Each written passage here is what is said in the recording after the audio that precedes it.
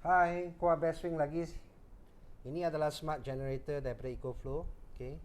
Lately saya dapat order daripada customer memerlukan smart gen. Okay. Untuk stok ini adalah dua VU, bermaksud dua jenis bahan bakar. Yang ini adalah untuk LPG, gas yang kita beli 14 kg tu. Ini untuk kickstart. Ini adalah switchnya. Okay. Ini adalah smart gen di mana dia boleh automatic activate kalau dia ada bercampur dengan Delta 2 Max ataupun Delta Max. Memang dia sesuai, dia datang dengan kabel XC150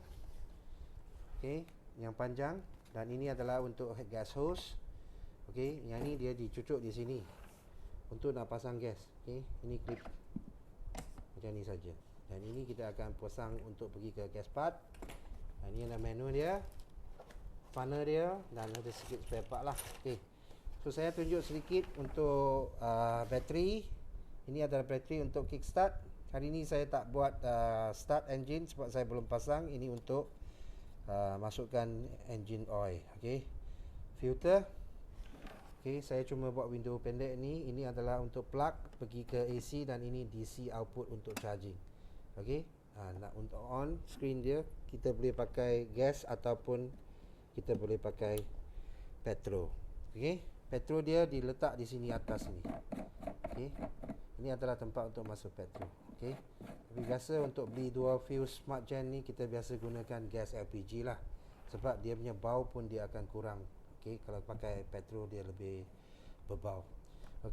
So dia boleh start pakai, tak payah tarik tangan, terus bateri start saja. So saya cuma tunjuk video ini untuk produk smart gen.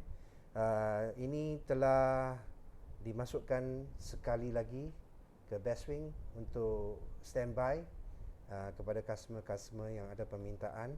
Harga smart gen EcoFlow ni dia lebih mahal sikit lah kalau compare dengan generator yang biasa dekat market. Yang ni sudah tentu tak begitu sesuai lah untuk guna pakai untuk pembelian pasar malam. Sebab yang pasar malam biasa kita nak pasang lampu, kita menggunakan generator yang lebih murah lah, low end. Ini adalah high end punya generator. Dia memang sesuai khusus untuk customer yang telah ada produk EcoFlow Delta 2 Max, Delta 2 ataupun Delta Pro. Itu saja video yang pendek ni, nak bagi habaq kepada anda di mana smart generator EcoFlow sekali lagi balik ke Malaysia. Sekian, terima kasih. Waalaikumsalam.